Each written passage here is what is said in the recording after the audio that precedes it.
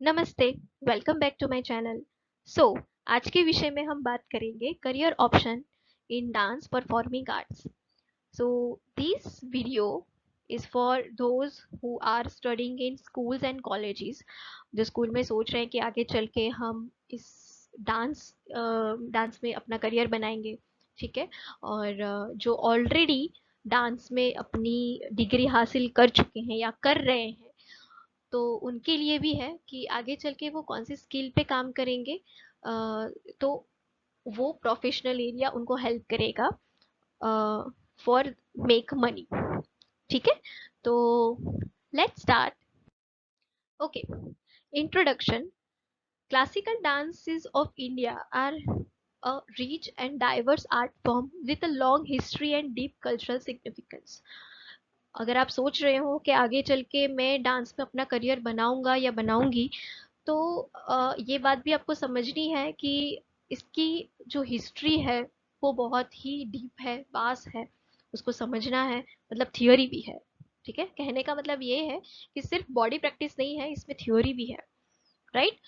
सो आपको दोनों चीज इसमें करनी होती है। जैसे हम साइंस में भी पढ़ते हैं, जिसमें भी प्रैक्टिकल मैथ्स है, ठीक है, प्रैक्टिकल ओरिएंटेड सब्जेक्ट है, उतना ही थियोरिटिकल ओरिएंटेड सब्जेक्ट भी है।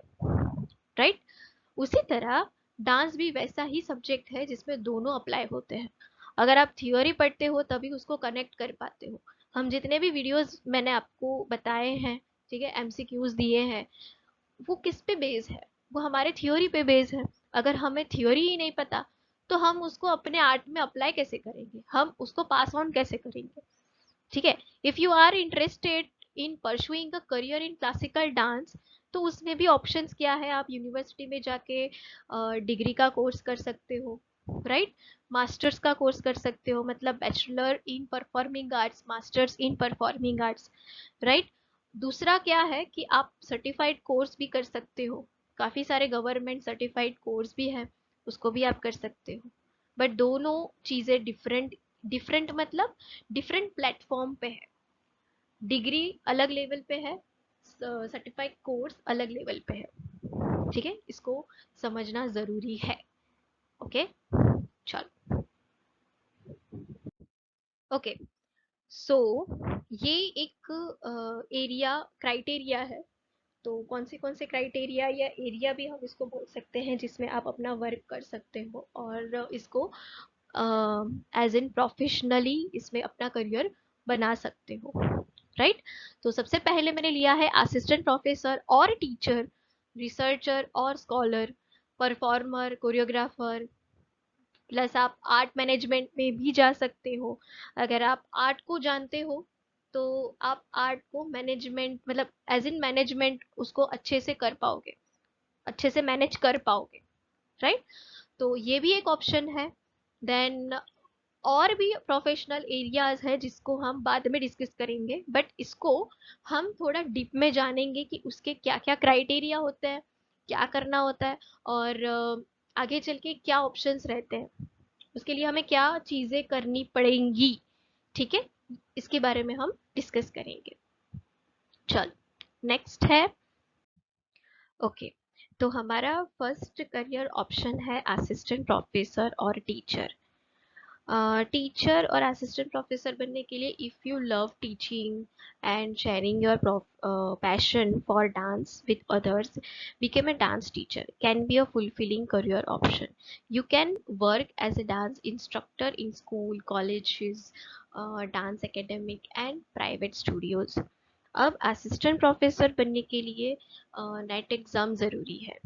असिस्टेंट प्रोफेसर तभी बनते हो जब आप नेट एग्ज़ाम क्लियर करते हो। नेट कंडक्ट करता है दो क्राइटेरिया के लिए, मतलब दो क्राइटेरिया कवर करता है नेट एग्ज़ाम। एक तो असिस्टेंट प्रोफेसर के लिए और दूसरा जेआरएफ के लिए। दोनों में कट ऑफ अलग अलग होती है। अगर आप जेआरएफ की कट ऑफ क्रॉस कर जाते हो तो आप दोनों के लिए एलिजिबल हो। अगर आप असिस्टेंट प्रोफेसर की कट ऑफ क्रॉस करते हो तो आप सिर्फ असिस्टेंट प्रोफेसर के लिए एलिजिबल हो। ये जो एग्ज़ाम हम जो एग्ज़ाम की बात कर रहे हैं वो नेशनल लेवल का एग्ज़ाम आता है, एंट्रेंस टेस्ट होता है, नेशनल एलिजिबिलिटी टेस्ट इसका फुल फॉर्म है नेट का। और इसको कंडक्ट करता है NTA. Okay, national test agency conduct करता है। और इसको आपको क्रैक करने के बाद पर्टिकुलर कोई यूनिवर्सिटी है या प्राइवेट कॉलेज है, उसमें जाके आपको इंटरव्यू देना पड़ता है and then you will get job, अगर आप सिलेक्ट होते हो तो।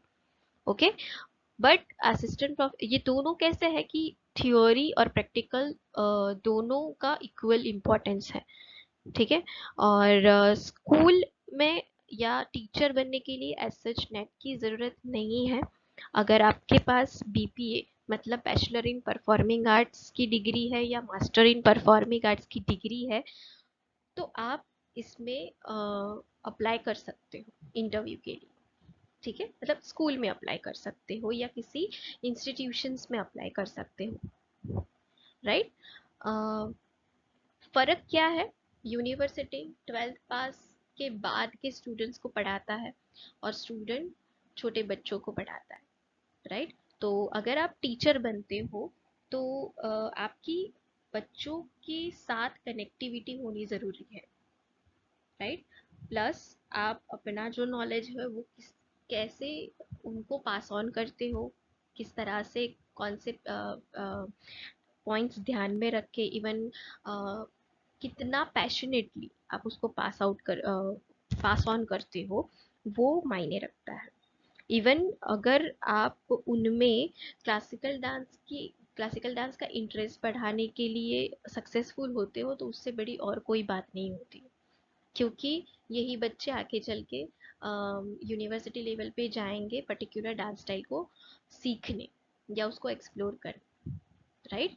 तो दोनों ही इक्वल इम्पोर्टेंस रखते हैं। ऐसा नहीं है कि असिस्टेंट प्रोफेसर की पोस्ट बड़ी होती है और टीचर की नहीं होती है।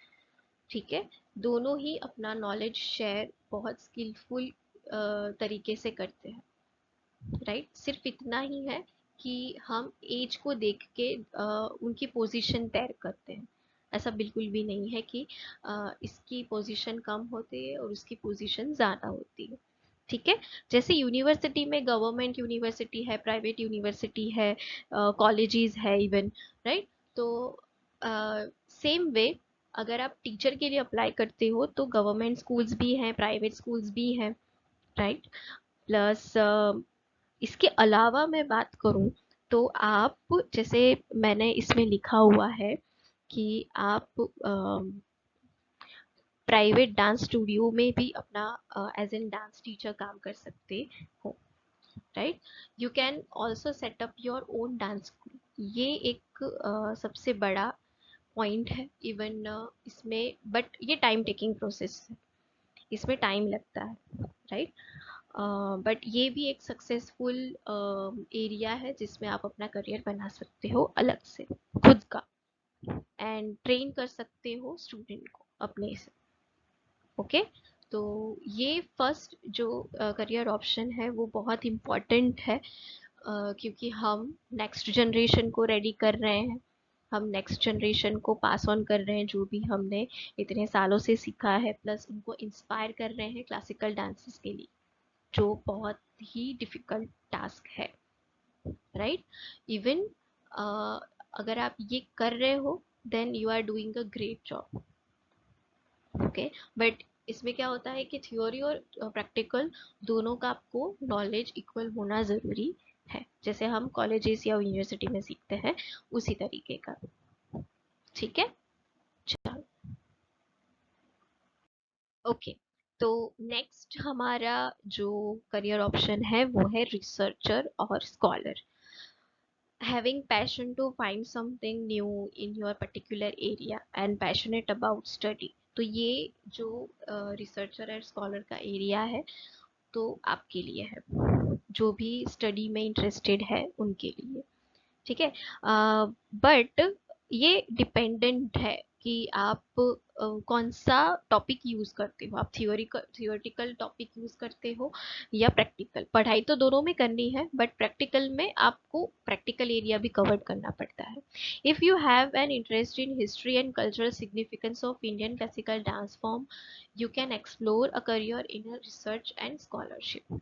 ठीक है, गवर्नमेंट से भी बहुत सारी स्कॉलरशिप मिलती है, बट आपके पास उस तरीके का प्रोजेक्ट होना ज़रूरी है जिससे आपका जो आउटकम है वो कहीं ना कहीं हेल्पफुल हो।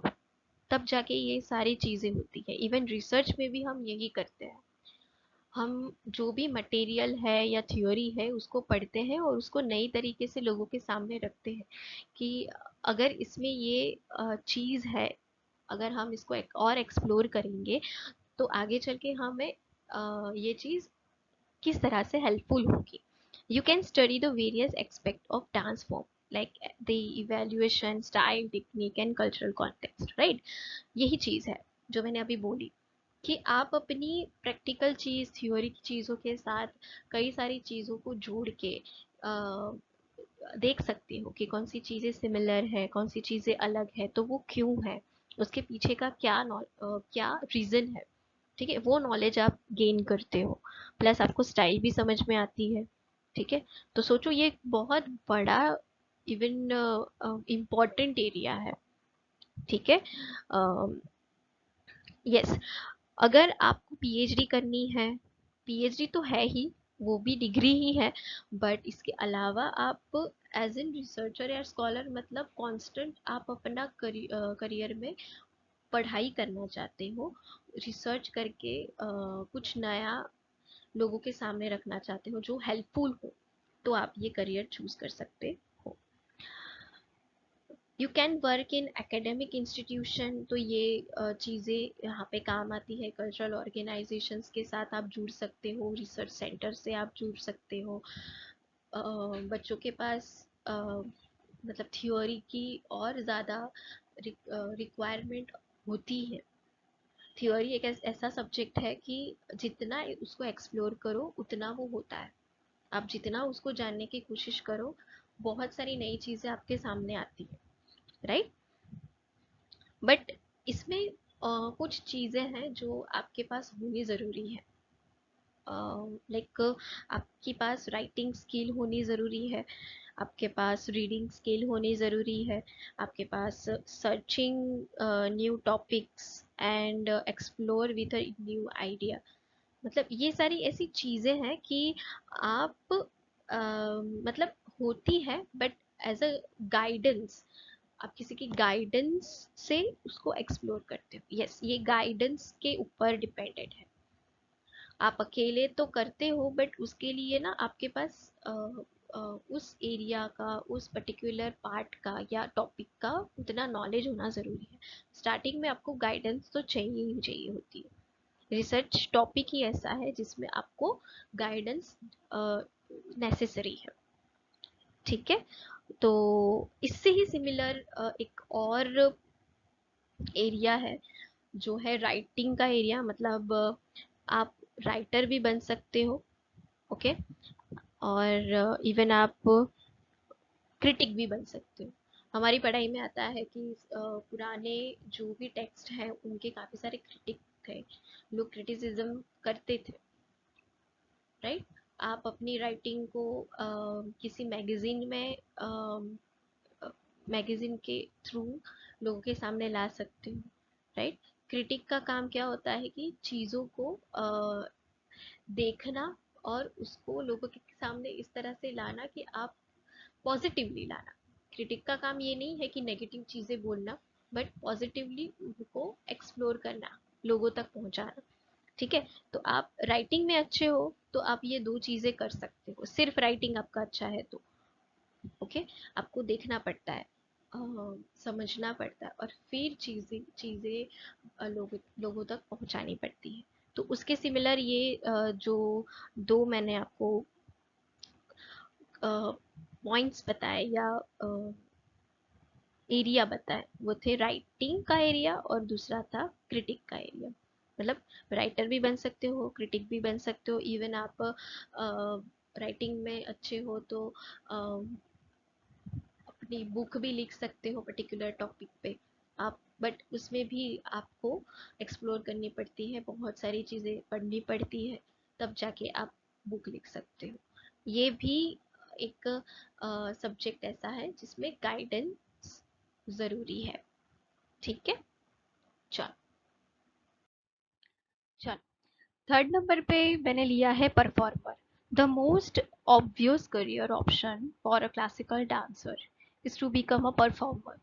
मतलब जैसे कि मैंने बोला कि आप में पैशन है, ठीक है, तो आप इस एरिया में आ सकते हो। But in other side you have to knowledge about the theory, but at the end आप परफॉर्मर भी बन सकते हो, ठीक है। थ्योरी हम तो सीखते ही हैं, ठीक है, नॉलेज के लिए सीखते हैं, बट नॉलेज अप्लाई होता है प्रैक्टिस से, ठीक है, जो हम अप्लाई करते हैं इन अवर परफॉर्मिंग एरिया। क्योंकि ये परफॉर्मिंग आर्ट्स है तो हम परफॉर्मिंग एरिया पे ज़्यादा क्या बोलते हैं, उसका ज़्यादा वेटेज होता है, ठीक है, उस पर हम ज़्यादा ध्यान देते हैं।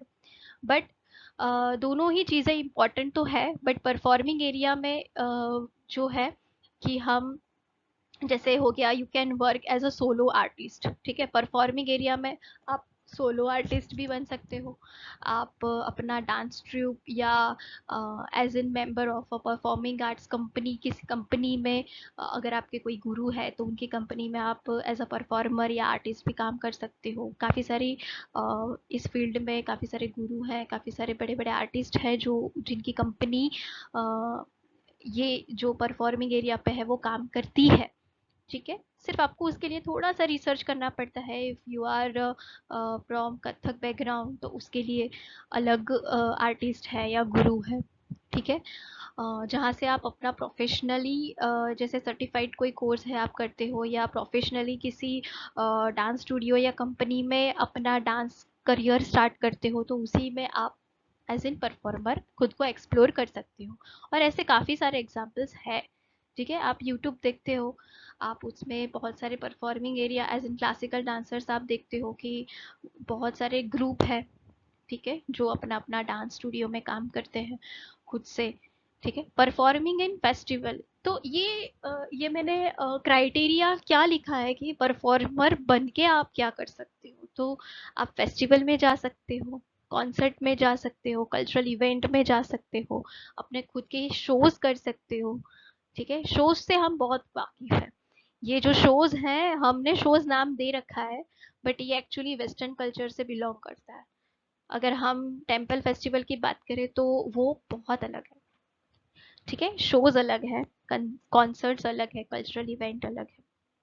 तो इन सारे एरिया में आप खुद को एक्सप्लोर कर सकते हो एज अ परफॉर्मर, ठीक है। वहाँ पे भी अपना करियर बहुत स्ट्रांग है, बट क्या होता है, फिजिकल प्रैक्टिस, फिजिकल प्रैक्टिस इसमें काफ़ी होती है, ठीक है। एज अ परफॉर्मर आप देखते हो, हम काफ़ी सारे शोज देखते हैं कि जिसमें जैसे डीआईडी हो गया या काफ़ी सारा, ऐसा नहीं है कि बट उसमें क्या होता है कि प्रैक्टिस आप देखते हो ना, मैं प्रैक्टिस के लिए बात कर रही हूँ, वो लोग कितना प्रैक्टिस करते हैं और फिर वो परफॉर्म करते हैं। तो ये जो है वो अलग है, ये कोई कॉन्टेस्ट नहीं है, ठीक है। ये कॉन्सर्ट्स है, फेस्टिवल्स है, जिसमें आप अपना अपनी कला को प्रदर्शित करते हो, ठीक है।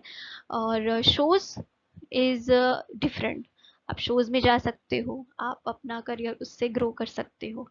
आप ऐसा नहीं है कि टीवी पे ही जाओ, आप ऐसे एज सच प्रोग्राम पे ही जाओ, ऐसा नहीं। बट काफ़ी सारे ऐसे ऐसे शोज हैं, सॉरी, कि जिसमें आप अपने करियर को ग्रो कर सकते हो as a performer, as in आप जाते हो उसमें, आप रिकग्निशन मिलता है आपको लोगों से, आपकी स्किल्स डेवलप होती है, ठीक है। आप अलग अलग जगह को भी एक्सप्लोर करते हो, ठीक है। और काफ़ी सारा अर्न कर सकते हो इससे भी, ठीक है। तो ये एक परफॉर्मिंग एरिया है। परफॉर्मिंग एरिया भी काफ़ी इम्पोर्टेंट है अगर आप परफॉर्मर बनना चाहते हो तो। प्रैक्टिस, डेली प्रैक्टिस, राइट, उसमें स्किल्स आपको डेवलप करनी पड़ेगी। ग्रुप डांस करते हो तो वो अलग से उसकी प्रैक्टिस करनी पड़ेगी, सोलो करते हो तो वो अलग से होती है। तो जैसे आप इस एरिया में एंटर होते हो ना, तो आपको पता चलता है कि कितनी मेहनत आपको लगती है। मैं सिर्फ आपको आइडिया दे रही हूँ कि आप ये सिर्फ कर सकते हो, राइट। आपको तय करना है कि आपको क्या करना है। अगर आपकी एबिलिटी है to explore your performing performer area, तो आप इसमें जा सकते हो। आप चाहते हो कि मैं पढ़ाई में अच्छी हूँ, मैं राइटिंग में अच्छी हूँ, तो आप उसमें जा सकते हो, रिसर्चर में जा सकते हो, स्कॉलर्स में जा सकते हो। ओके। उसमें भी काफ़ी सारी अलग अलग ब्रांचेस है जिसमें हम बात करेंगे, बट ये परफॉर्मर एरिया में मैंने जैसे बोला कि आप, जैसे मैंने बोला था कि मैनेजमेंट एरिया में जाते हो तो आप ऐसे लोगों को भी मिलोगे कि जो अलग अलग आर्ट फील्ड से हो, अलग डांस कल्चरल बैकग्राउंड से हो। ठीक है। आप और भी क्लासिकल डांस स्टाइल्स के बारे में जान सकते हो, देख सकते हो, फोक के बारे में जान सकते हो, देख सकते हो, उसको एक्सप्लोर कर सकते हो, उसके बारे में सीख सकते हो। राइट। तो ये एक इसका प्लस पॉइंट है सबसे ज्यादा परफॉर्मर का। ठीक है। चलो, अब है कोरियोग्राफर। जैसे कि हमने बात की परफॉर्मर, परफॉर्मर एक कोरियोग्राफर भी होता है, बट पर्टिकुलरली अगर आप परफॉर्म नहीं करते हो, आपको सिर्फ कोरियोग्राफ करना अच्छा लगता है, तो वो भी एक एरिया है कि आप प्रोफेशनली इस एरिया में जा सकते हो और अपना करियर ग्रो कर सकते हो। If you have a creative mind and a passion for dance, you can explore your skills as a choreographer. ठीक है। As a choreographer you can create original work or adapt traditional pieces to shoot modern audiences. Choreographs often work with dance companies, theaters and production houses to create innovative performance. तो ये आपके लिए area मैंने रख दी है कि कहाँ कहाँ आप कोरियोग्राफी अपनी यूज कर सकते हो, या एज इन कोरियोग्राफर आप कौन सी जगह काम कर सकते हो। इवन आजकल छोटे छोटे इवेंट्स भी होते हैं, बड़े बड़े इवेंट्स भी होते हैं जहाँ पे कोरियोग्राफर्स की ज़रूरत होती है। वो कल्चरल इवेंट हो गया, वो रिचुअल इवेंट हो गया, डांस हर जगह है। आप कहीं पे भी जाओ, ऐसा कोई एरिया नहीं है जहाँ पे इसकी अहमियत ना हो। बट आपको सिर्फ ये समझना है कि आपकी स्किल कौन सी है, आप किस चीज़ में अच्छे हो। तो अगर आपका माइंड क्रिएटिव है, अगर आप बहुत अच्छे से इसमें सोच सकते हो, पैटर्न बना सकते हो, उसके लिए आपकी पैशन है कि नहीं, मैं इसको और अच्छे से अपने से क्रिएट कर सकता हूँ। ठीक है। तो आप कोरियोग्राफर बन सकते हो। इवन आपके पास काफी सारी डांस स्टाइल आप जानते हो, जैसे कि फोक हो गया, कोई classical, particular classical dance style के बारे में आपको पता है, तो आप उसके अकॉर्डिंग कोरियोग्राफी कर सकते हो। राइट। तो कोरियोग्राफर भी एक करियर बैकग्राउंड है जिसमें आप अपने आप को एक्सप्लोर कर सकते हो। राइट। और सिर्फ इतना ही नहीं, आजकल बड़ी बड़ी इवेंट्स के अलावा भी सिर्फ आप एज इन कोरियोग्राफर बहुत सारा ग्रो कर सकते हो, बहुत सारी जगहों पे ग्रो कर सकते हो। इवन आप प्रोफेशनल चीज़ें देखोगे इसके अलावा, तो स्कूल्स में भी काफ़ी सारी ऐसी डिमांड होती है कि अगर उनकी इवेंट है तो दे हायर कोरियोग्राफर। ठीक है। वो हायर करते हैं कोरियोग्राफर। चलो नेक्स्ट लेते हैं हमारा नेक्स्ट टॉपिक। ओके।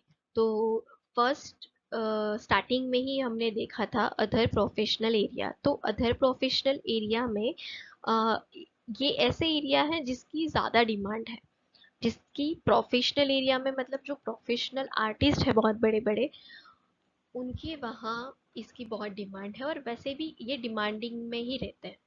ये जो भी एरियाज मैं आपको बता रही हूँ, जैसे मेकअप आर्टिस्ट है, कॉस्ट्यूम डिज़ाइनर है, स्टेज एंड लाइट मैनेजमेंट है, तो इसकी नॉलेज हमें परफॉर्मिंग एरिया में हर कोई आर्टिस्ट जो है इसकी डिमांड रखता है। ठीक है।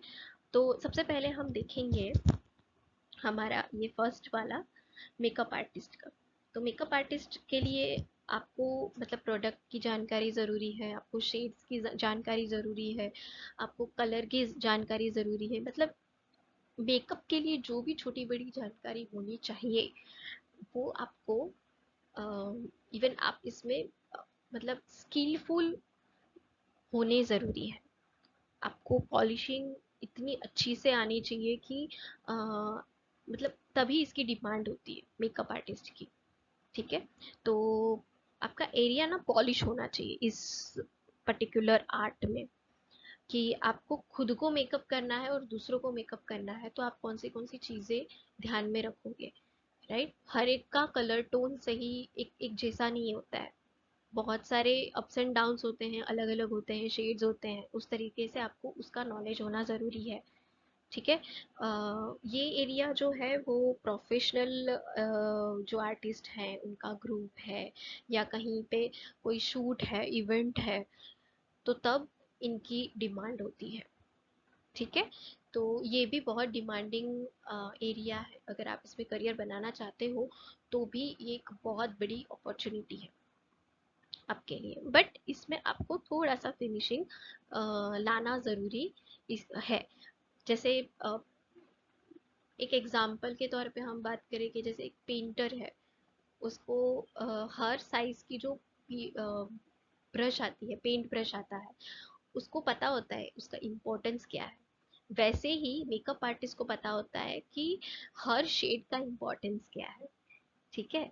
तो अ, मतलब उसको किस तरह से वो एक्सप्लोर करेगा, और डांसर में जो भी थीम है, राइट, जो भी वो जिसके लिए उसको हायर किया गया है, वो उसके लिए अच्छे से काम कर पाए, राइट। वैसे ही सेकंड नंबर पे आता है कॉस्ट्यूम डिजाइनर भी बोल सकते हो, कॉस्ट्यूम मेकिंग भी मेकर भी बोल सकते हो, जो भी सही लगे, जो कॉस्ट्यूम डिजाइनर या कॉस्ट्यूम मेकिंग।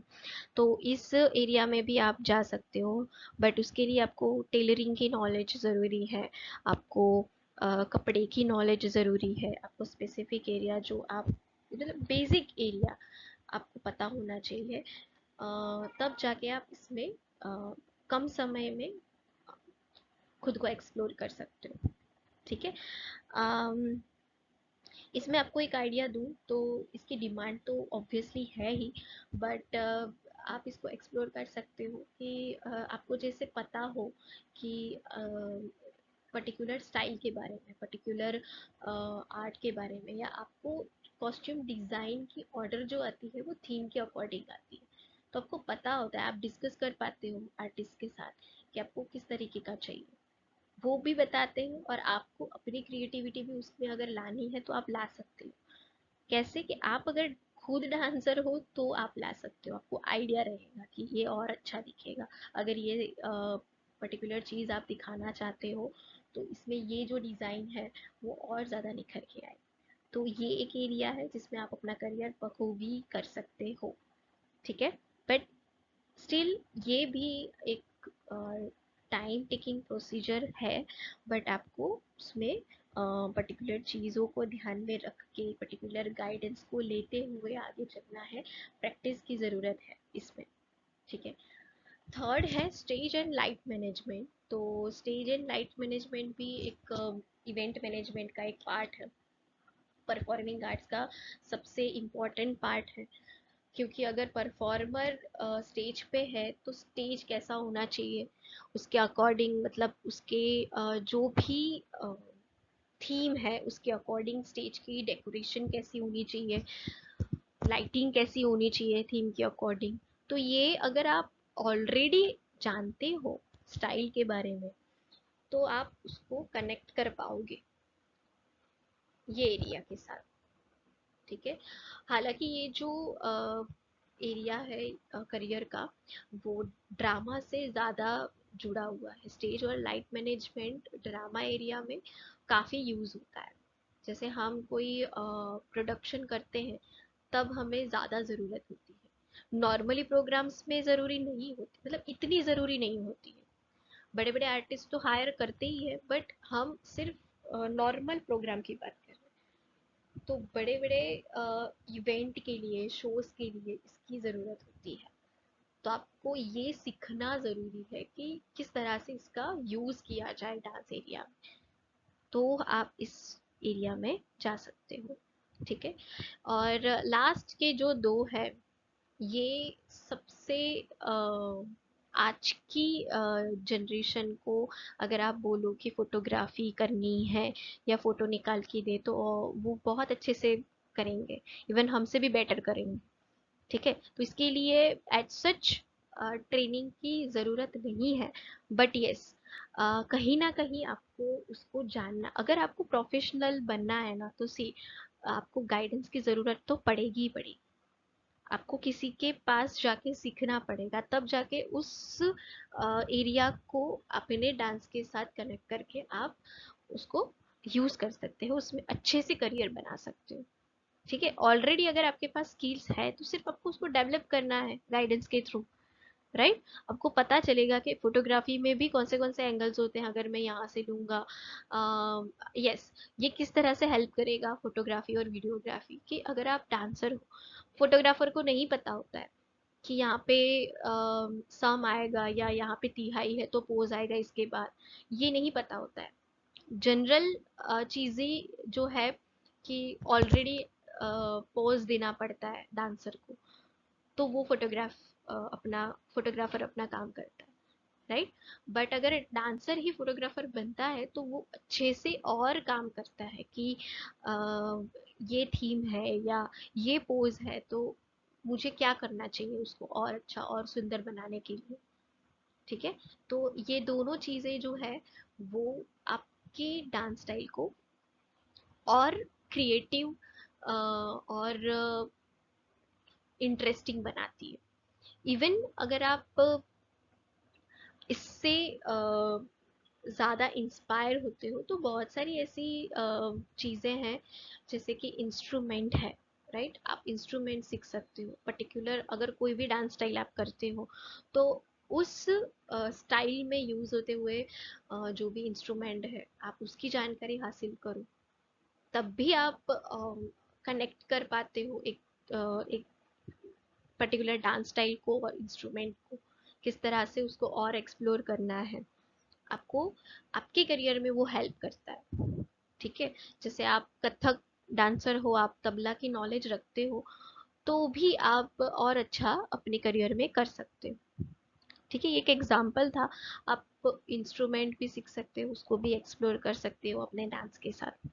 ठीक है, आप कोई और स्टाइल सीख के उसको अपनी स्टाइल में यूज कर सकते हो, जैसे हम टेक्स्ट यूज करते हैं, ये सिर्फ एक आइडियाज हैं। ठीक है, तो ये अदर प्रोफेशनल एरिया भी टाइम टेकिंग प्रोसीजर है।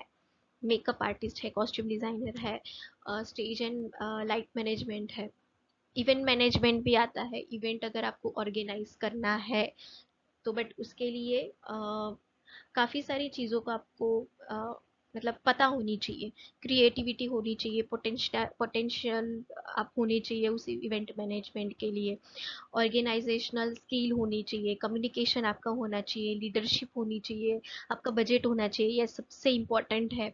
आपका मार्केटिंग एंड प्रमोशन का एरिया जो है वो स्ट्रांग होना चाहिए, तब जाके आप इवेंट मैनेजमेंट में अपना करियर एक्सप्लोर कर सकते हो। ठीक है, कस्टमर सर्विस भी उसमें आती है। तो ऐसी कई सारी करियर ऑप्शंस हैं, ये मेजर थे, प्लस ये प्रोफेशनल एरियाज थे जो उससे जुड़े हुए हैं, जिसमें आप अच्छे से करियर एक्सप्लोर कर सकते हो अगर आप डांस के साथ साथ कुछ और स्किल्स रखते हो तो। ठीक है,